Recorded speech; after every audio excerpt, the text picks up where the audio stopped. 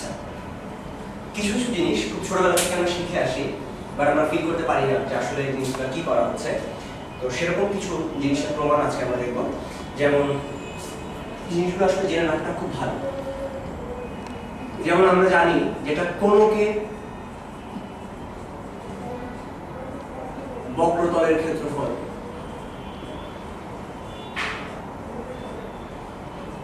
পাই R এল, এরকম যদি একটা কোণক থাকে সমবৃত্তভূমি কোণক, তাহলে সেই কোণকে যদি এই লেন্থটা হয় এল এবং যে বেসটার উপরে সে আছে, একদম ভূমি যেটা, এই যে ভূমিটা যার উপরে সে বসে আছে, সেটা যদি ব্যাসার্ধ হয় আর, তখন আমরা বলি তার বক্রতলের ক্ষেত্রফল হচ্ছে পাই আর এল এবং তার আয়তন হচ্ছে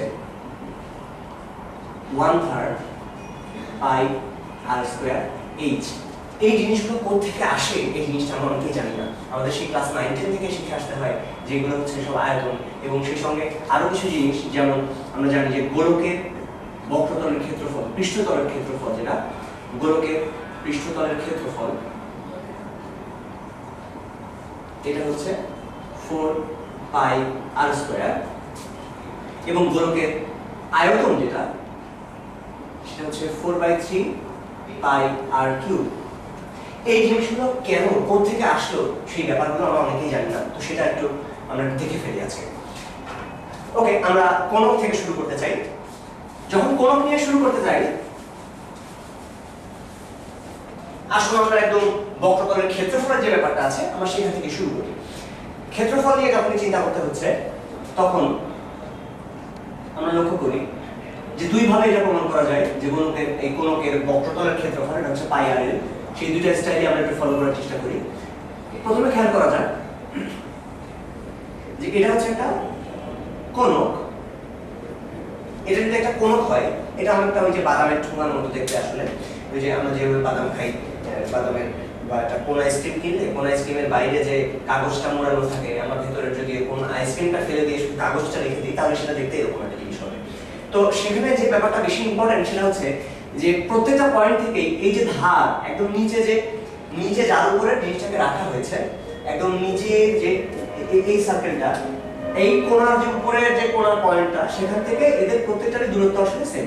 এই একটুকু জিনিস প্রথমে বোঝার জন্য খুব বেশি জরুরি। এখান থেকে এইটুকু দূরত্ব, এখান থেকে এইটুকু দূরত্ব, এগুলো সবগুলো দূরত্ব একেবারে সমান। কারণ একদম এই যে আমরা যদি এইভাবে চিন্তা করি, তাহলে হয়তো আমরা চিন্তা করতে পারি যে এই মাথাটা হচ্ছে সেই কোণা আমার হাতের, আর এখান থেকে এই মাথা, এই মাথা, এই মাথা, এরা সবাই এখান থেকে আসলে সমান দূরত্বে আছে, এইদিকে এদিকে এদিকে এদিকে, এবং এই যে দূরত্বটা সেটাকেই দেখা হয় আসলে এল। তাহলে এদের প্রত্যেকটা দূরত্বই, এরা সবাই আসলে এল। একদম ওই কোণা থেকে এই যে বৃত্তটা, এই বৃত্তের পরিধিস্থ যতগুলো বিন্দু আছে তাদের প্রত্যেকেরই ডিরেক্ট দূরত্ব, সরলরেখিক দূরত্ব হচ্ছে এল। এই একটু জিনিস আমরা প্রথমে জেনে রাখলাম। যখন এইটুকু বুঝে গেলাম, এবার একটু ভালো করে খেয়াল করা যাক যে এই জায়গায় আমরা যদি একটা ছোট্ট ত্রিভুজের কথা চিন্তা করি, আমরা চাচ্ছি আসলে পুরো জায়গাটার ক্ষেত্রফল, এই যে বাঁকা যে অংশটুকু, এই পুরো বাঁকা অংশটার ক্ষেত্রফল আমরা চাই। তো আমরা এই যখন পুরো অংশটার ক্ষেত্রফল চাইবো, তখন আমরা আগে ছোট্ট একটা ত্রিভুজের কথা চিন্তা করি। এখান থেকে আমরা ছোট্ট একটা ফালি যদি কেটে নিই, খুব ছোট্ট একটা ফালি, এখান থেকে খুবই ছোট একটা অংশ কেটে নিচ্ছি, যেহেতু পুরোটা একটা বৃত্ত, তার থেকে খুবই ছোট্ট একটা অংশ কেটে নিলে সেটা দেখতে একদম সরলরেখার মতো হবে। তো এখন এই যে সরলরেখার মতো অংশটুকু একটু যদি আমরা কেটে নিই, আমরা আগেই বলেছিলাম যে এইখানকার এই পয়েন্ট থেকে প্রত্যেকটা, এই পয়েন্টের দূরত্ব যত, এখান থেকে এই পয়েন্টের দূরত্ব তত, এখান থেকে এর মাঝখান বরাবর প্রত্যেকটা পয়েন্টের দূরত্ব কিন্তু তত, এবং সেই দূরত্বটা কত, এটি হচ্ছে এল। যখন এইটুকু এল হবে, আর এই যে লেন্থটা, এই ছোট লেন্থটাকে আমি নাম দিলাম সাপোজ ds1। ছোট তো, খুব ছোট, তাই ds1 নাম দিলাম সাপোজ। এটা নাম দেওয়া হলো যে ছোট ছোট একটা, মানে d তে ছোট বোঝাচ্ছে আর কি, এটা ds1।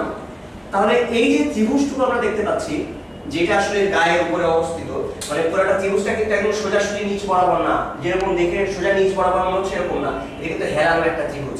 এই যে আমি চিন্তা করতে পারি এই মাথা আর আমার আঙুলের এই দুই মাথা, এটা দিয়ে যে এরকম একটা স্লাইস ত্রিভুজ তৈরি হবে, সেই ত্রিভুজটা এরকম বাঁকা বরাবর, কিন্তু এরকম, মানে একদম সোজাসুজি না, যেখানে এটা দেখে মনে হচ্ছে একদম ফ্ল্যাট, আসলে জিনিসটা এরকম বাঁকা। তো এই যে ত্রিভুজটা, সেই ত্রিভুজের ক্ষেত্রফল কত হবে? হাফ ইনটু ভূমি ইনটু উচ্চতা, অর্থাৎ হাফ ইনটু এল ds1। তাহলে একটু যদি ds1 হয় আর এটা যদি m হয়, তাহলে হচ্ছে হাফ এল ইনটু ds1। এটা হচ্ছে কার ক্ষেত্রফল? এই যে ত্রিভুজটা আমরা দেখতে পাচ্ছি সেই ত্রিভুজের ক্ষেত্রফল। এখন যদি আমরা চিন্তা করি যে তার পাশে এইটা যদি ds2 হয় তাহলে তার ক্ষেত্রফল কত হবে? তার ক্ষেত্রফল হবে half into l into ds2। যদি তার পাশের একটা ছোট অংশ নিয়ে চিন্তা করি সেটা কত হবে? Half into l into ds3। এমন আমরা যখন সমস্ত জায়গাগুলো ছোট ছোট ছোট ছোট সমস্ত ত্রিভুজ যখন আমরা যোগ করে ফেলবো, সব ত্রিভুজ যোগ করলে কিন্তু আমরা চারপাশের যে অংশটা পুরো জায়গাটার ক্ষেত্রফলটা পেয়ে যাব। অর্থাৎ টোটাল যে ক্ষেত্রফলটা, এই পুরো বক্রতলের ক্ষেত্রফল, এটা হবে এরকম ছোট ছোট যতগুলো ত্রিভুজ আছে প্রত্যেকটা ত্রিভুজের ক্ষেত্রফলের যোগফল। তার মানে হচ্ছে বক্রতলের ক্ষেত্রফল যেটা হবে সেটা হবে half into l, l common নিলে পুরোটা থাকবে কি ds1 plus ds2 plus ds3 plus ds4, এমন করতে করতে যতগুলো আছে এই টোটাল দৈর্ঘ্যটা শেষ পর্যন্ত কিন্তু যোগ হয়ে যাবে। এখন কথা হচ্ছে নিচের যে পরিধিটুকু, সেই পরিধির ক্ষেত্রফলটা কত, পরিধির এই দৈর্ঘ্যটুকু কত? আমরা জানি যে একটা বৃত্তের যদি ব্যাসার্ধ হয় r তখন তার পরিধি হবে টুয়াইস পাই r। তার মানে হচ্ছে half into l into twice পাই r। তার অর্থই হচ্ছে এই পুরো দৈর্ঘ্যটা হবে পাই r l। আমরা প্রমাণ করে ফেললাম যে এই বক্রতলের ক্ষেত্রফল হচ্ছে পাই আর l। যে প্রমাণটা আমরা দেখলাম এটা মোটামুটি একটা ভালো প্রমাণ। আমরা আরো একটা প্রমাণ দেখলে, সেই প্রমাণটা দেখলে হয়তো আরেকটু বেশি সোজা মনে হতে পারে। তবে এই যে আইডিয়াটা, এটা অনেক বেশি ইম্পর্টেন্ট একটা আইডিয়া যে ছোট ছোট পার্টগুলো নিয়ে আমরা শেষ পর্যন্ত পুরো পরিধিটা আসলে পেয়ে যাচ্ছি। এবার আমরা লক্ষ্য করি যে পুরো যে কোণটা আমাদের কাছে ছিল সেই কোণটাকে আমরা যেটা করলাম, এই যে বাদামের ঠোঙাটা, এই ঠোঙাটাকে এখান দিয়ে আমরা কেচি দিয়ে কাটা শুরু করলাম। আমরা এইখান দিয়ে আমাদের কাছে একটা কেচি ছিল, এই কেচি আমরা কাটা শুরু করলাম, সোজা একদম কেটে ফেললাম। কেটে এবার যদি আমরা ছাড়িয়ে দিই, পুরোটাকে ছাড়িয়ে দিলে দেখতে এরকম হবে।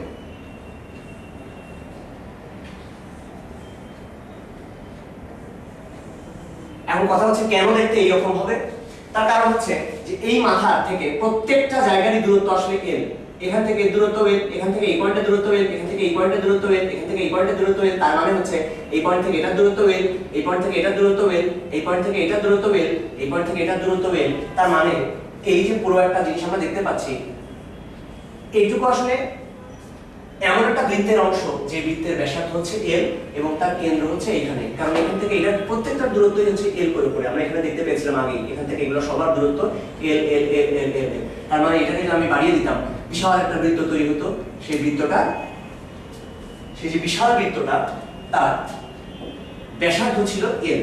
ওই বড় বৃত্তটার ব্যাসার্ধ হচ্ছে l। তো এখন আমাদের কিছু জিনিস ভাবার আছে, সেটা কি?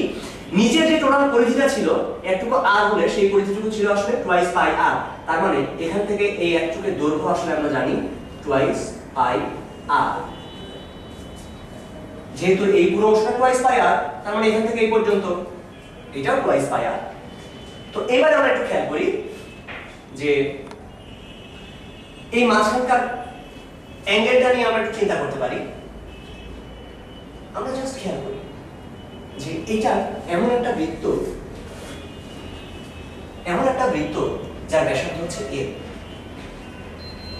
যদি আমরা এই বৃত্তের পুরো পরিধিটুকু নিতাম, পুরো পরিধিটুকু যদি নিতাম, সেই বৃত্তটা, ওই বড় বৃত্তটার পরিধি কত হতো? বড় বৃত্তের পরিধি সেটা হতো টুয়াইস পাই ইনটু l। কারণ এইটা ব্যাসার্ধ ছিল l, পুরো বৃত্তটার পরিধি হচ্ছে l। এবং বড় বৃত্তের ক্ষেত্রফল হতো পাই l স্কয়ার।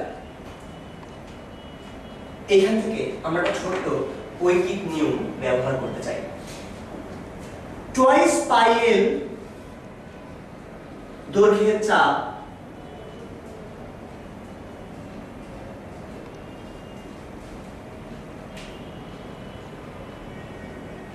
ক্ষেত্রফল কত হয়? পাই l স্কয়ার। এই লাইনটা আমরা একটু বোঝার চেষ্টা করি। এর মানে হচ্ছে টুয়াইস পাই l দৈর্ঘ্যের চাপ মানে কি? পুরোটা ভিতরে কতটুকু ক্ষেত্রফল তৈরি করে? পাই l স্কয়ার। আমরা তো পুরোটা নিয়ে কাজ করতে চাচ্ছি না, আমাদের চাপের দৈর্ঘ্য হচ্ছে এখান থেকে এই পর্যন্ত, এই এতটুকু কতটুকু ক্ষেত্রফল ভিতরে তৈরি করে আমরা সেই জিনিসটা দেখতে চাই। আমরা দেখছি পুরোটা যখন আমি ঘুরে আসলাম এই পুরো চাপের দৈর্ঘ্যের মান যখন পুরোটা দৈর্ঘ্য নিতাম আমি, তখন পুরোটার জন্য ক্ষেত্রফল আসতো পাই এল স্কয়ার। অতএব 1 একক দৈর্ঘ্যের জন্য ক্ষেত্রফল আসবে পাই L square by twice pi এল, এবং টুয়াইস পাই আর দৈর্ঘ্যের চাপের জন্য আমরা এখন এই ছোট অংশটার জন্য কতটুকু ক্ষেত্রফল হয় সেটা দেখতে চাই। তার জন্য ক্ষেত্রফল হবে pi L square by twice pi L into twice pi R. L L কেটে গেল, থাকলো এল, 2 পাই কাটা, তাহলে কি থাকে পাই এল আর, দ্যাট মিন্স পাই আর এল। আমরা আবারও আগের জায়গায় ফিরে গেছি যে এই কোণকের যে ক্ষেত্রফলটা হবে সেটা হবে পাই আর এল। এখন আমরা কোণকের আয়তনটা কত সেই জিনিসটা একটু দেখতে চাই।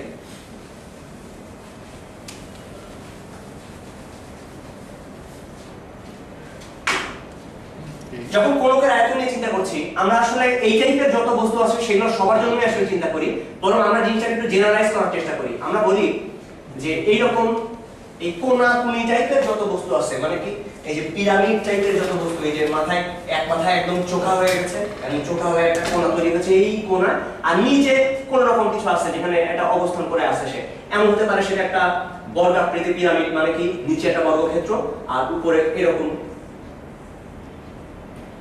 এই টাইপের একটা বস্তু, নিচে বর্গাকার তার উপরে এরকম একটা পিরামিড হতে পারে। এমন হতে পারে যে নিচে আছে একটা ত্রিভুজ,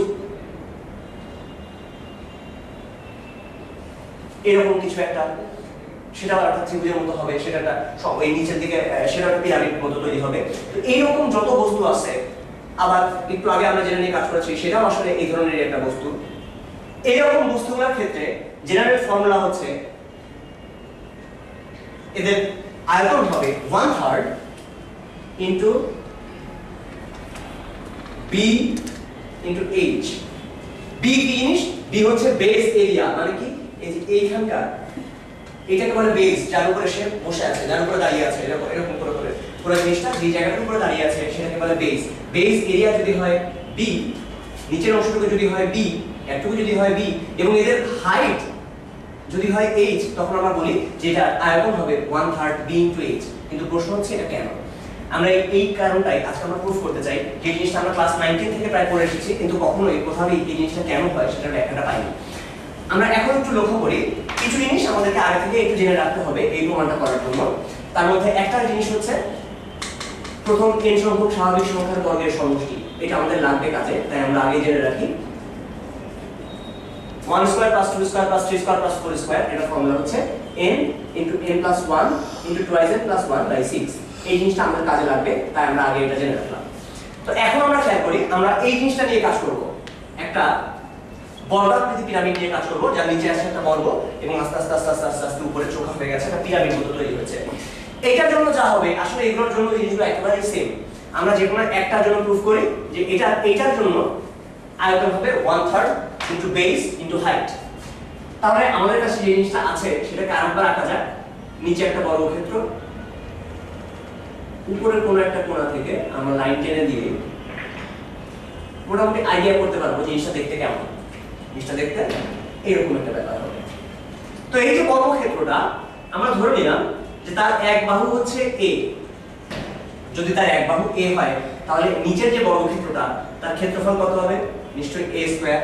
তো আমরা a নিয়ে কাজ করব না। নিচের আমার কথা হচ্ছে এইখানে যতটুকু দৈর্ঘ্য হবে তার স্কয়ারটাই হবে পুরো জায়গাটার ক্ষেত্রফল। তো আমরা নিচেরটাকে a ধরবো না, আমরা a কোনটাকে ধরবো সেটা বলছি। আমরা এক কাজ করি, এই পুরো জিনিসটাকে কিছু slice slice slice slice slice করে ভাগ করে ফেলি। মানে হচ্ছে আমরা চিন্তা করলাম যে এইটা তো আমরা ক্ষেত্রফল বের করতে পারি না, তাহলে আমরা এক কাজ করি, আমরা এটাকে কিছু আয়তাকার প্লেটে ভাগ করি। আয়তাকার প্লেট মানে সেই প্লেটটা দেখতে এরকম। আমরা আয়তাকার ঘনবস্তুর নাম শুনেছি, ইটের মতোই অনেকটা। তাদের আবার এই প্রান্তগুলো সমান, মানে হচ্ছে একটুকু বর্গাকার আর একটা নির্দিষ্ট হাইট আছে। তো আমরা চিন্তা করলাম যে আমরা এক্স্যাক্টলি এটা নিয়ে না চিন্তা করে একটা বর্গক্ষেত্র, তার উপরে আরেকটা বর্গক্ষেত্র বসানো, তারপরে আরেকটা বর্গক্ষেত্র, এমন করে করে কিছু জিনিস নিয়ে চিন্তা করব। ছবিটা অনেকটা হয়তো এরকম হতে পারে। একটা বর্গক্ষেত্র, তার উপরে ছোট আরেকটা বর্গক্ষেত্র, তার উপরে ছোট আরেকটা বর্গক্ষেত্র,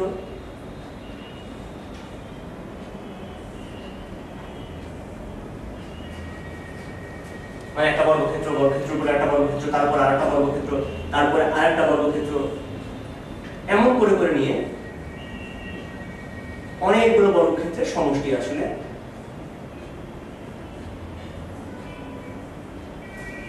পুরো এই যে পুরো জায়গাটা ছিল এটাকে আমরা চিন্তা করলাম যে একটা বর্গক্ষেত্রের উপর আরেকটা বর্গক্ষেত্র, তারপর আরেকটা বর্গক্ষেত্র, বর্গক্ষেত্রটার পাত আসলে আমরা সরাসরি বর্গক্ষেত্র বলাটা ভুল হবে, এমন করে করে যাদের এই প্রত্যেকটার হাইট হচ্ছে x করে করে আমরা ধরলাম যে n সংখ্যক বর্গক্ষেত্রাকার টাইলস দিয়ে পিরামিডটা তৈরি। এখানে কথা আছে, ইনফ্যাক্ট এরকম বর্গক্ষেত্রাকার টাইলস দিয়ে কখনোই এরকম একটা পিরামিড তৈরি করা যাবে না, কারণ বর্গক্ষেত্র দিয়ে আমরা যদি তৈরি করি সেটা দেখতে কি রকম হবে, আমরা যদি সাইড থেকে দেখি, একেবারে সাইড থেকে দেখি, সেটা দেখতে এরকম হবে।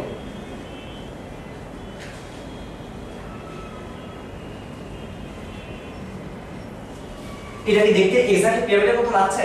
লাগছে না আসলে, কারণ এটা দেখতে হওয়ার কথা এরকম নিখুঁত, আমরা এরকম নিখুঁত বানাতে পারছি না। আমরা যেটা করতে পারলাম সেটা হচ্ছে এই জিনিসটাকে মোটামুটি রকম দেখতে একটা কিছু বানিয়ে ফেললাম, যে ওকে ঠিক আছে আমরা ধরে নিলাম যে এটার ক্ষেত্রফল হচ্ছে এটা, পুরোটা দেখতে আসলে এরকম।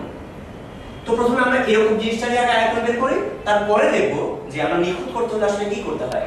এটা এমনিতেই বোঝা যায় যে এই যে ভাগগুলো, এই ভাগটা আমরা যত বেশি ভাগে ভাগ করতাম, মানে এখানে ভাগ করেছি 1 2 3 4 5 6 7 ভাগে, 7 ভাগে ভাগ না করে আমরা যদি 10 ভাগে ভাগ করতাম তাহলে জিনিসটা আরো বেশি নিখুঁত হতো। যত বেশি ভাগে ভাগ করা যেত তখন এই যে লেন্থটা, এটার পরিমাণটা কমে আসতো।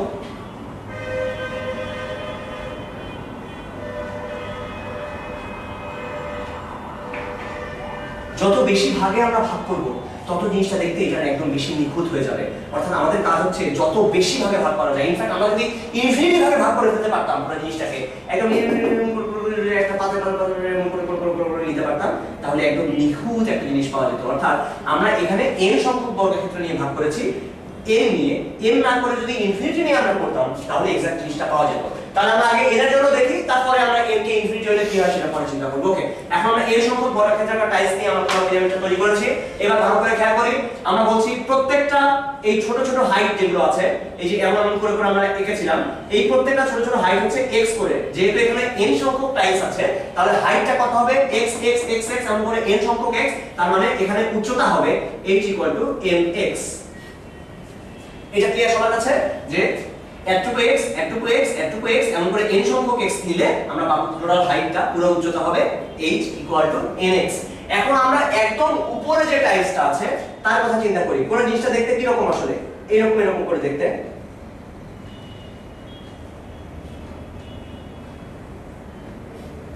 এখন ওর কথা চিন্তা করা যাক। একদম উপরে যে আছে সে তো, তাকে আমরা যখন কোণা থেকে দেখছি, জিনিসটাকে যদি একটু ঘুরিয়ে ধরা যেত তাহলে সেটা দেখতে কি রকম লাগতো? সেটা দেখতে এইরকম লাগতো। এটা হচ্ছে টাইলস নাম্বার 1টা, এটারই একটু বাঁকা করে ধরলে এরকম লাগতো, এবং তখন এতটুকু আসলে দেখা যেত এটা আয়তাকার। তার মানে কি? এটা আয়তাকার, মানে আয়তন আসলে বর্গাকার, মানে এইটুকু আর এইটুকু সমান। ধরা যাক এই অংশটুকু হচ্ছে a, যদি এইটুকু a হয় তাহলে এইটুকু অবশ্যই হবে a, আর এতটুকু হাইট হচ্ছে x। তাহলে পুরো জিনিসটার আয়তন কত হবে? এই যে একদম উপরের যে টাইলসটা, বর্গাকার টাইলসটা, তার আয়তন হবে একদম উপরের বর্গাকার টাইলসের আয়তন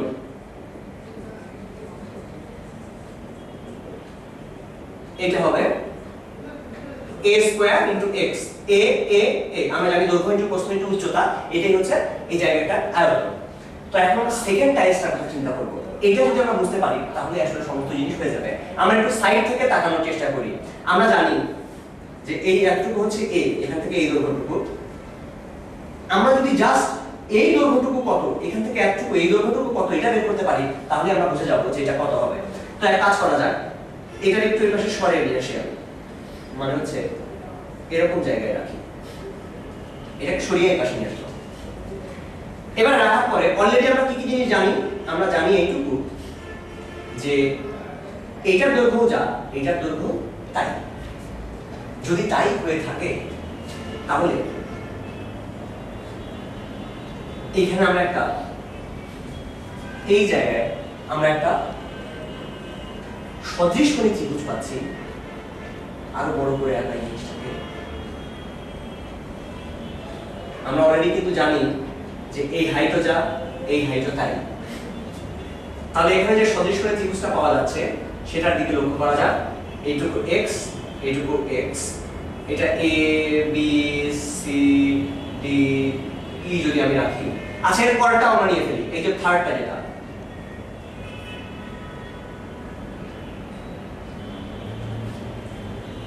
এটাকে তাহলে বললাম f g। প্রত্যেকটা কিন্তু x করে করে, তার মানে হচ্ছে এখানে ab = bc = cf। এই জায়গায় এই অংশটুকুই পুরোটার মধ্যে বোঝার জিনিস, আর তেমন কিছু পুরোটার মধ্যে বোঝার নাই। এর পরের অংশগুলো আমরা বুঝতে পারবো এমনি সহজেই। এই অংশটা বোঝাটা সবচেয়ে বেশি জরুরি। তো আমরা এখন এই যে ত্রিভুজ ABD এবং ত্রিভুজ ACE, এরা কিন্তু সদৃশ, একই রকম। এরা যদি সদৃশ হয়, আমার টার্গেট হচ্ছে CE, এইটুকুর মান কত সেটা বের করা, এই একটুকু বের করা। আমরা অলরেডি জানি যে BD হচ্ছে A, এই যে একদম উপরের একটুকু, এই একটুকু হচ্ছে A, তাই না? এই যে এখানে একটুকু A ছিল, এইটুকু A, তার মানে এই অংশটুকু হচ্ছে A, এই যে এই এটাই হচ্ছে সেই A। আচ্ছা, তো এখান থেকে বোঝা যাচ্ছে যে AB/AC এটা হবে BD/CE।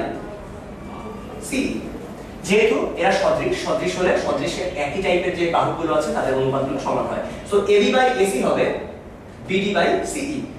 তো AB/AC মানে কি? AB মানে হচ্ছে আসলে x, আর AC মানে আসলে twice x। BD মানে A, আর এটা হচ্ছে CE। অতএব CE যেটা, সেটা আসলে ভালো করে খেয়াল করলে বোঝা যাবে CE অবশ্যই twice A হতে হবে। CE অবশ্যই হবে twice A, কারণ x/twice x আছে, এখানে 1/2 আছে, এই পাশে 1/2 হতে গেলে অবশ্যই একটু twice A হতে হবে। যদি ক্যালকুলেশনে বুঝতে কষ্ট হয় তাহলে আমরা CE কে ওই পাশে নিয়ে যাই, নিয়ে গেলে পাবো A * twice x / x, x কেটে গেলে এটা twice A হবে, অর্থাৎ CE হবে জাস্ট twice A। এইটুকু যদি হয় A, এইটুকু হবে twice A। এখন আমরা FG এর কথা চিন্তা করি, FG টাকেও একই ভাবে দেখানো যাবে যে FG হবে আসলে thrice A। কেন? কারণটা কি, যে আমরা এখান থেকে দেখব যে ত্রিভুজ ABD এবং ত্রিভুজ AFG এরাও কিন্তু সদৃশ। তার মানে পাওয়া যাবে যে AB/AF এটা ইকুয়াল টু হবে BD/FG। তার মানে এটা হবে x/thrice x, এবং এখানে হবে BD মানে হচ্ছে A বাই এখানে কত হলে আসলে মিলে এমনি বোঝা যায় যে FG এর মানটা কত হতে হবে। অবশ্যই x/যেহেতু thrice x আছে, অবশ্যই এই পাশে A/thrice A হতে হবে। তার মানে FG এটা আসলে হবে thrice A। তাহলে আমরা এই জিনিসটা পেলাম, সেটা খেয়াল করি ভালো করে, যে এই একটুকু যদি হয় A, এইটা হবে twice A, তারপরটা হবে thrice A, তারপরটা হবে 4A, তারপরটা হবে 5A। এমন করে কতগুলো ধাপ আমাদের আছে, কতগুলো স্টেপ আছে, মোট n সংখ্যক স্টেপ আছে। সুতরাং একেবারে লাস্টে যে থাকবে সে হবে NA। তাহলে আমরা একটু খেয়াল করলাম, আরেকবার একটু বলি যে কি হলো। আমরা যেটা দেখলাম সেটা হচ্ছে একদম এতটুকু যদি হয় A, তারপরেরটা এইটুকু হবে twice A, এটার দৈর্ঘ্য, তারপরেরটা দৈর্ঘ্য হবে thrice A। এমন করে করে আমরা n সংখ্যক পাত যদি নেই, তাহলে একদম লাস্টে যেটা থাকবে তার এই এক বাহু দৈর্ঘ্য হবে NA। এবং প্রত্যেকটারই উচ্চতা কত করে করে আছে? উচ্চতা আছে x করে করে। তাহলে এখন আমরা পুরোটার আয়তন বের করার চেষ্টা করি। তাহলে যে টাইলসগুলো আমরা সাজিয়েছি, সমস্ত টাইলসের সবগুলো টাইলসের আয়তন।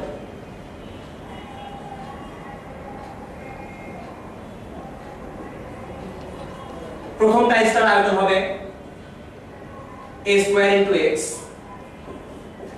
এদিকে a আর একটু হচ্ছে x, a² * x। সেকেন্ডের ক্ষেত্রে এদিকে twice a, এদিকে twice a x, তার মানে হচ্ছে twice a whole square * x। থার্ডটার জন্য হবে thrice a whole square * x। এমন করে লাস্টেরটা এটার জন্য হবে na whole square * x। তো একদম লাস্টে যেটা ছিল সেটা চেহারা কি রকম? সেটা চেহারা হচ্ছে এদিকে na আর এটা হচ্ছে x। তো আমরা একটু ভালো করে খেয়াল করি, আমরা খুব ভালো করে খেয়াল করি যে তাহলে লাস্টেরটা একদম নিচে যেটা আছে সেটা তো বেজ আমাদের। তাহলে সেই বেজটার যে ক্ষেত্রফল, এই ক্ষেত্রফলটা কত হবে আসলে? এটা হবে na whole square, that means n² a²। এই অংশটাও আমরা ভালো করে জেনে রাখি, এই যে আমাদের কিন্তু বেজ। তাহলে আমাদের বেজ b হচ্ছে n² * a²। এটা আমরা লিখে রাখলাম। দুইটা জিনিস আমাদের মাথার মধ্যে আছে, একটা হচ্ছে h = nx এবং b = n² a²। তাহলে আমাদের টোটাল যে আয়তনটা v = volume a²x + twice a whole square x, thrice a whole square x, এমন করে n a whole square x। আমরা যদি a²x কমন নিয়ে নিই, তাহলে প্রথমটা থাকবে 1, দ্বিতীয়টা থাকবে twice a² এখানে 3 স্কয়ার, এমন করতে করতে লাস্টে থাকবে n স্কয়ার। আমরা এই জিনিসটাই আগে লিখে রেখেছিলাম, আমরা জানি এটা কাজে লাগবে। a square x into n into n plus 1 into 2n plus 1 by 6। তো এখন আমি একটু কাজ করতে চাই, সেটা হচ্ছে এগুলোকে এইগুলোর মাধ্যমে প্রকাশ করতে চাই। তো a স্কয়ারের সাথে আমি n স্কয়ার একটা এক্সট্রা নিয়ে আসলাম, বললাম n স্কয়ার a স্কয়ার, আর এই যে x ছিল x এর জন্য আমি নিয়ে আসলাম nx। তো x টা আমি কাদেরকে নিয়ে এসেছি, আসলে n কিউব কে আমি কোথা থেকে জানি ধরে নিয়ে এসেছি। সো n কিউব কে আমরা ওই পাশে পাঠিয়ে দেব, সেটা একটু পরে পাঠানো যাক, আমরা এখানে লিখে রাখি। কোনো ভুল আমি করি নাই, a স্কয়ার ছিল আমি n স্কয়ার স্কয়ার বলেছি, x ছিল আমি nx বলেছি, আর যেহেতু n কিউব x এর উপরে নিয়েছি নিচে n কিউব দিয়ে ভাগ করে দিয়েছি।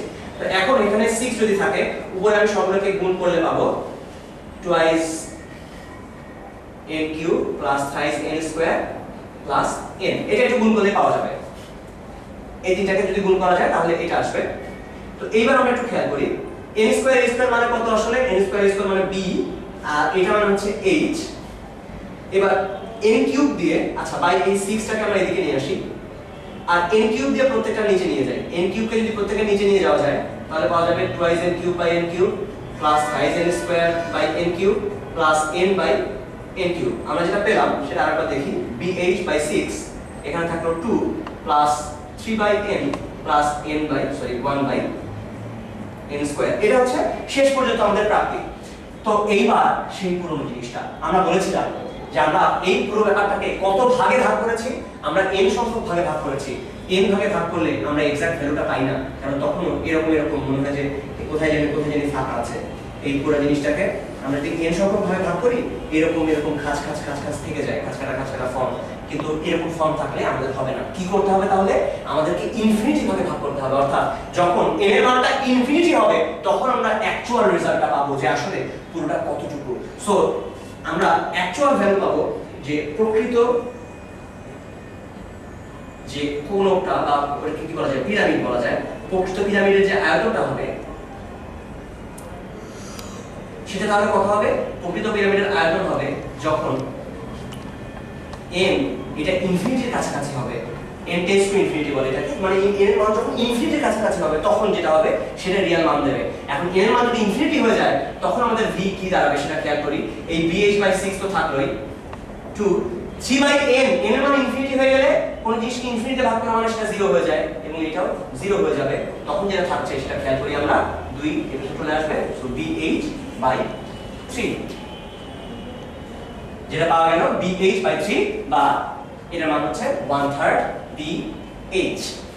এটাই হচ্ছে আমাদের প্রুফটা যে হ্যাঁ আয়তনটা দাঁড়াবে 1/3 b into h, 1/3 into base area into height. এবং এটাকে যদি আমরা ব্যবহার করি আমাদের কোণকের ক্ষেত্রে এক্স্যাক্টলি সেম জিনিস। আসলে যদি আমরা কোণকের ক্ষেত্রেও চিন্তা করি তখনও আমাদের formula 1/3 b into h, 1/3 b মানে হচ্ছে এখন এটার এরিয়া, বেস এরিয়া এখন কত, এটা বৃত্ত।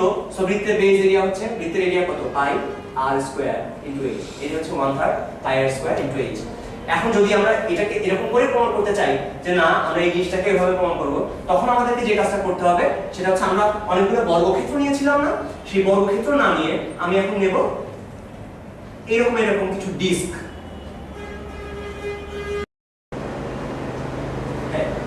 তাহলে একদম প্রথমটা যদি এই ব্যাসার্ধ হয় a, তাহলে সেকেন্ডের ব্যাসার্ধ পাওয়া যাবে ঠিক টুয়াইস এর, থার্ডটার ব্যাসার্ধ পাওয়া যাবে থ্রাইস এর, এবং তখন আমাদের যে অ্যান্সারগুলো আসবে তখন একদম উপরে যেটা হবে তার ক্ষেত্রফলটা হবে আসলে, তার আয়তন যেটা হবে সেটা হবে আসলে pi into a square into x, সেকেন্ডটা হবে pi into twice a square, তারপর এটা হবে pi into thrice a whole square, লাস্টেরটা হবে pi into n a whole square. এবং তখন আসবে শেষ পর্যন্ত আমরা এই সামনে কিছুই না, খালি এক্সট্রা একটা পাই করে আসবে, এবং আমরা যে আনসারটা পাবো সেটা এখান থেকে বোঝা যাবে যে ওই শেষ পর্যন্ত 1/3 পাই ইনটু b স্কয়ার, বা আমি একদম লাস্টেরটা যত হবে পাই r স্কয়ার। আর মানে কিন্তু এখন n এ একদম লাস্টেরটার ব্যাসার্ধ যেটা r ইকুয়াল টু n এ হবে। এখান থেকে যেটা পাওয়া যাবে পাই into n square a square পাওয়া যাবে, অর্থাৎ এখানে আসবে পাই a স্কয়ার h, সব জায়গায় একটা করে পাই থাকবে এক্সট্রা, এবং শেষ পর্যন্ত আমাদের ক্ষেত্রফল, আমাদের আয়তন যেটা সেটা চলে আসবে পাই a স্কয়ার h বাই 3, বা 1/3 পাই a স্কয়ার h। তাহলে এখন আমরা দেখলাম কোণকের আয়তন, এবারে দেখতে চাই গোলকের জন্য। গোলকের ব্যাপারটা একটু ট্রিকি আসলে, এটা অনেক অনেক কনসেন্ট্রেশনের ব্যাপার।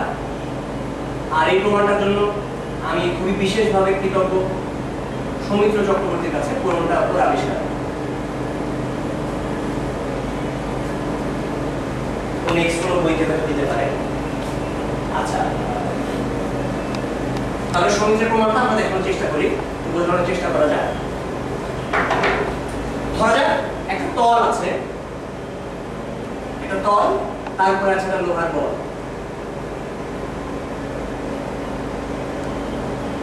বলটা লোহার, খুবই সুষম একটা গোলক এবং জিনিসটা বড়, খুবই গরম অবস্থায় আছে, উত্তপ্ত অবস্থায় আছে। আচ্ছা, একটু আগে দেখি যে এই পয়েন্টটা যদি আমি মার্ক করে রাখি, আচ্ছা পুরোটা যদি একবার ঘোরানো যায় একদম সোজা এইভাবে ধরে এমন করে যদি আমরা ঘোরাই, টোটালটা যখন একবার ঘুরে আসবে সে, তখন আসলে কতটুকু দূরত্ব সে অতিক্রম করবে, তার পরিধির সমান দূরত্ব অতিক্রম করবে। তার মানে হচ্ছে এই এতটুকু দূরত্ব হবে টুয়াইস পাই আর, যদি কিনা তার ব্যাসার্ধ হয় আর। এটা হচ্ছে একদম প্রাথমিক কথা, টোটালটা দূরত্ব হবে টুয়াইস পাই আর। তো এবার আমরা একটু লক্ষ্য করি, মনে করলাম আমাদের কাছে একটা মোমের পাত আছে, মানে কি একটা শক্ত মোমের পাত, মোম দিয়ে তৈরি, বেশ বড় একটা পাত, যেন পুরো বলটা এঁটে যায়। এই পাতটাকে আমি আস্তে আস্তে আস্তে আস্তে নিচে নামাচ্ছি। যখনই এই বলটা কিন্তু অনেক গরম করে রাখা, যখনই বলটা টাচের মোমটা আসলো, তখন কি হলো, মোমের একটা অংশ গলে গেল। এমন করতে করতে করতে করতে একদম ঠিক মাঝ বরাবর আমি পাতটাকে নিয়ে আসলাম। যখন একদম মাঝ বরাবর পাতটা এসে পৌঁছাবে, একদম মাঝামাঝি বরাবর যখন পাতটা এসে পৌঁছালো, তখন সে একদম নিচ থেকে কতটুকু উচ্চতায় থাকবে, ঠিক আর উচ্চতায় থাকবে। কারণ আমরা জানি যে এই হাইটটা একদম মিডল সাইডে যদি চিন্তা করা যায়, এই হাইটটা যেহেতু আর, পুরোটা হচ্ছে আর হাইট, এই পুরোটা যদি বল হয় একটা, নিচ থেকে মাঝামাঝি পর্যন্ত এই হাইটটুকু হবে আর উচ্চতায়, অর্থাৎ সে এখন এই পুরো জিনিসটা আর উচ্চতায় এসে পৌঁছেছে। তো এইবার যখন আর উচ্চতায় এসে পৌঁছালো, তখন ঘটনাটা কি হবে, মোমের পাতটা তার মাঝামাঝি একটা অংশ আসলে এই অংশটুকু গলে যাবে, কারণ এটা অনেক গরম একটা বল, যেহেতু গরম বল, সুতরাং মোমের পাতটা যখন এর মধ্যে ঢুকাই দেওয়া হবে, এই জায়গাটা বিশাল অংশ একদম এই অংশ গলে যাবে। এই যে গলে যাওয়া অংশটুকু, সেটা দেখতে আসলে কিরকম হবে, এই গলে যাওয়া অংশটা দেখতে হবে একটা বৃত্তের মতো। আমরা যদি এরকম অংশ থেকে এরকম ভাবে জিনিসটা আছে, যদি সোজা করে তাকাই, তাহলে দেখবো এই এতখানি একটা অংশ এরকম ভাবে গোল হয়ে গলে গেছে। তো এখন সেই যে গোল হয়ে যাওয়া অংশটা, সেটাকে আমি সোজা করে ধরলে এরকম দেখা যাবে। সেইটা এই যে বৃত্তটা, তার বাইরের অর্ধবৃত্তটুকু নিয়ে চিন্তা করি। মানে কি, ধরা যাক এখানে যদি আমরা তাকাই, ধরা যাক এতটুকু অংশ ওই মোমটার খাওয়া হয়ে গেছে, তার এই যে সামনের পার্টটা, এটা দিকে একটু খেয়াল করি আমরা। একদম সামনের যে অংশটুকু, এই অংশটুকুর দিকে আমরা খেয়াল করি, এদের দিকে আমি চোখ রাখবো সবসময়। এই অংশটুকু খেতে কে ভূমিকা রেখেছে, কে এই অংশটুকু খেলো? যারা খেয়েছে তারা হচ্ছে এই গোল যে বলটা আমরা দেখতে পাচ্ছি, এই বলের এই বরাবর যে পয়েন্টগুলো ছিল, সেই পয়েন্টগুলাই এটাকে খেয়ে ফেলেছে। সেই পয়েন্টগুলাই এই পুরো গোলকের এই অংশগুলোকে খেয়ে ফেলেছে। তো এখন আমরা একটু ভালো করে চিন্তা করি, যখন বলটাকে একটু সামনে ঘোরালাম, যখন বলটা একটু সামনের দিকে গেল, তখন এই খেয়ে ফেলা অংশটা আরেকটু বেড়ে যাবে, কারণ আরেকটা অংশ গলে যাবে। যখন বল আগাচ্ছে, তখন তো আরেকটা অংশ গলে গেল। যখন বলটা আরেকটু সামনে আগাবে, তখন আরেকটা অংশ গলে গেল। কিন্তু কথা হচ্ছে, সেকেন্ড টাইম যখন সামান্য অংশ গলে গেল, এই গলে যাওয়ায় কি আগের পয়েন্টগুলোই ভূমিকা রেখেছে, নাকি তার থেকে একটু উপরের পয়েন্টগুলো ভূমিকা রেখেছে? এটা অনেক বেশি ইম্পর্টেন্ট।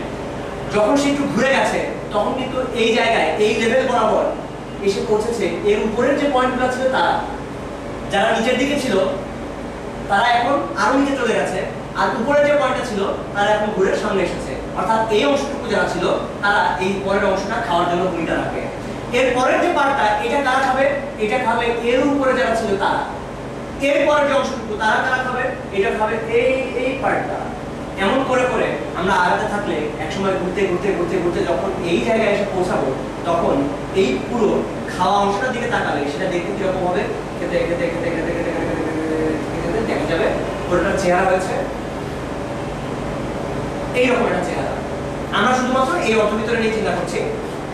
এই যে চেহারাটা এখন দেখা যাচ্ছে, এখান থেকে এইটুকু পুরোটা লেন্থ হবে টুয়াইস পাই আর। কারণ আমরা আগে দেখেছি এখান থেকে এই পর্যন্ত এটা হচ্ছে পুরো বৃত্তের পরিধির সমান। তো এই যখন এখান থেকে এই পর্যন্ত আসলো, তখন কারা কারা এই পুরো খাওয়াটায় ভূমিকা রেখেছে সেটা খেয়াল করি। প্রথমে ভূমিকা রেখেছে এই অংশটুকু, এরপর এইটা, এরপর এইটা, এরপর উপরে যারা ছিল তারা, তারপর এখানে যারা ছিল তারা, তারপর এখানে যারা ছিল তারা। এমন করে ঘুরতে ঘুরতে ঘুরতে ঘুরতে যখন টোটাল একবার ঘোরা হয়ে গেছে, তখন এই বৃত্তের উপরে যতটা পয়েন্ট ছিল প্রত্যেকটা পয়েন্টই কখনো না কখনো এই জায়গাটার কাছে এসেছে, এই পুরো মুনটার কাছে এসেছে, এবং কখনো না কখনো পুরো জিনিসটাকে খেয়ে ফেলেছে। তার মানেই হচ্ছে যে এই গোলকের উপরে যতগুলো পয়েন্ট আছে, এইখান থেকে এই পর্যন্ত একটুকু জায়গার মধ্যে ততগুলো পয়েন্ট আছে। আমি যদি একটুকু ক্ষেত্রফল বের করতে পারি, তাহলে আমি আসলে পুরো গোলকটার পরিধির চারপাশের ক্ষেত্রফল বের করতে পারবো। অনেকে হয়তো বলবে যে এই অংশটা নিয়ে আমরা কেন কাজ করি নাই। আমরা এই পাশের অংশটা নিয়ে এই কারণে কাজ করি নাই যে আমরা যদি এটা নিয়ে কাজ করতাম, তখন এই সাইডের অংশগুলো নিয়ে চিন্তা করতাম, এরকম এরকম এরকম এই পার্টগুলো নিয়ে, এবং শেষ পর্যন্ত তখন আমরা যেতাম এটা পর্যন্ত। অর্থাৎ এটা নিয়ে কাজ করলে আমরা এই অংশগুলোর এরিয়া বের করতাম, তখন এখান থেকে শুরু করে এই পর্যন্তই একটা পূর্ণ লুপ হতো। আর যদি ডান পাশ থেকে শুরু করি, তাহলে এখান থেকে শুরু করে এই পর্যন্ত হবে একটা ফুল লুপ। আমরা যে কোনো একটা পার্ট নিয়ে কাজ করলেই চলবে। এটা খুব ইম্পর্টেন্ট না যে এটা নিয়ে করতে হবে কিংবা এটা নিয়ে করতে হবে। তাহলে এখন আমরা দেখলাম যে এইখান থেকে শুরু করে এই এতটুকু পর্যন্ত এই জায়গাটার ভেতরেই আসলে এই পুরো গোলকের প্রত্যেকটা পয়েন্ট কখনো না কখনো কাজ করে গেছে। তাহলে আমরা এখন এই অংশটার এরিয়া বের করি। আমরা খেয়াল করি যে এইরকম জিনিসের এরিয়া আমরা জীবনে কোনোদিন বের করি নাই, এরকম বাঁকা দুই পাশে। তাহলে কাজ করি, এটাকে কেটে নিয়ে এই পাশটাকে কেটে নিয়ে এখানে বসাই দিই। এইবার আমরা দেখতে পাচ্ছি এটা একটা আয়তক্ষেত্র। আমরা আয়তক্ষেত্রের ক্ষেত্রফল খুব সহজে বের করতে পারি। আমরা খেয়াল করি একটুকু যদি হয় আর, তাহলে এই অংশটুকু হবে টুয়াইস আর আসলে, অর্থাৎ একটুকু হচ্ছে টুয়াইস আর, এবং আমরা এদের লেন্থ জানি টুয়াইস পাই আর। আমরা তাহলে জানি যে ক্ষেত্রফল হবে দৈর্ঘ্য ইনটু প্রস্থ, that means twice R into twice pi R 4 pi R square. এটাই হচ্ছে গোলকের পৃষ্ঠতলের ক্ষেত্রফল। তাহলে আমরা পেয়ে গেলাম গোলকের পৃষ্ঠতলের ক্ষেত্রফল হচ্ছে 4 পাই আর স্কয়ার। পুরো জিনিসটাকে জাস্ট একবার মুভ করে তার আগের জায়গায় নিয়ে আসতে হবে। ওকে, তাহলে এই ছিল আমাদের গোলকের পরিধির এই চারপাশের ক্ষেত্রফল 4 পাই আর স্কয়ার। এবং এইটুকু যদি আমরা জানি, তাহলে আমরা বুঝতে পারবো যে গোলকের আয়তনটা কত হয়। আয়তনটা বের করা এখন অনেক বেশি সোজা। তাহলে আমরা অলরেডি কিছু জিনিস জানি, সেটা হচ্ছে গোলকের আয়তন হচ্ছে 1/3 বেস এরিয়া ইনটু হাইট। এবং আমরা একটু আগে শিখেছি যে গোলকের পৃষ্ঠতলের ক্ষেত্রফল হচ্ছে 4 পাই আর স্কয়ার। এই দুই জিনিস এখন আমাদের কাজে লাগবে। এখন আমরা একটা ফুটবল নিয়ে চিন্তা করি।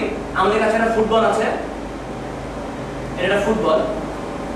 সেই ফুটবলের ছোট্ট একটা অংশ ছিঁড়ে গেছে, তালি মারা ফুটবল। ফুটবলের ওখানে আমরা একটা তালি মেরেছি, পট্টি মেরেছি। এখন ওই পট্টিটুকু কেন্দ্রে কতটুকু আয়তন দখল করে আমরা সেটা দেখতে চাই। মানে এটা হচ্ছে একদম কেন্দ্র, কেন্দ্রটা কিন্তু এই পুরো ফুটবল, তার মাঝখানে কেন্দ্র আছে। কেন্দ্র থেকে বাইরের কোনো একটা জায়গায় পট্টি আছে। এই কেন্দ্র থেকে পট্টি পর্যন্ত এই একটুকু অংশের আয়তনটা আমরা বের করতে চাই। তার মানে আমরা আসলে যেটার আয়তনটা চাই, ধরা যাক এটা খুব ছোট একটা বর্গাকার, খুব ছোট এবং বর্গাকার, খুবই ছোট এবং বর্গাকার। তাহলে এটার আয়তন হবে 1/3 ইনটু এটার হাইট কত, একদম কেন্দ্র থেকে এই পর্যন্ত যেটার হাইট হচ্ছে h অবশ্যই, মানে r অবশ্যই, 1/3 into base area into height. Base এরিয়াটা কত হবে, আমরা ধরে নিলাম যে এই এতটুকু হচ্ছে dA1 সাপোজ, ছোট তো তাই dA বলে নিলাম, dA1 ইনটু r। এটা হচ্ছে এই অংশটুকু কর্তৃক কেন্দ্রের যে আয়তনটুকু দখল করে সেটা। তাহলে এখন তার পাশে যদি আরেকটা অংশ নিয়ে আমরা চিন্তা করতাম, যেটার নাম দিলাম আমি dA2, যেটা এরিয়া হচ্ছে বেস এরিয়া হচ্ছে dA2। তাহলে তার জন্য আয়তন কত হবে, 1/3 ইনটু dA2 ইনটু r। তাহলে টোটাল যে আয়তনটা সেটা আমরা খেয়াল করি, 1/3 ইনটু r যদি কমন নেওয়া যায়, তাহলে dA2 হবে dA1 প্লাস dA2, এমন করে তার পাশেটা নিলে পাওয়া যাবে dA3, তার পাশেটা নিলে পাওয়া যাবে dA4 ডট। আমরা যদি এটা দিকে তাকাই, এটার মানেটা কি আসলে? এটার মানে হচ্ছে পুরো জায়গায় যতটুকু ক্ষেত্রফল আছে, পুরোটার চারপাশে যতটুকু ক্ষেত্রফল আছে, আমরা একটু আগে বের করেছি এটার মান কত, এটার মান ছিল 4 পাই আর স্কয়ার। এর যদি 4 পাই আর স্কয়ার হয় তাহলে তার ক্ষেত্রফল আয়তন দাঁড়াবে 1/3 ইনটু 4/3 পাই আর কিউব। তাহলে আমরা পেয়ে গেলাম যে গোলকের আয়তন হচ্ছে 4/3 পাই আর কিউব।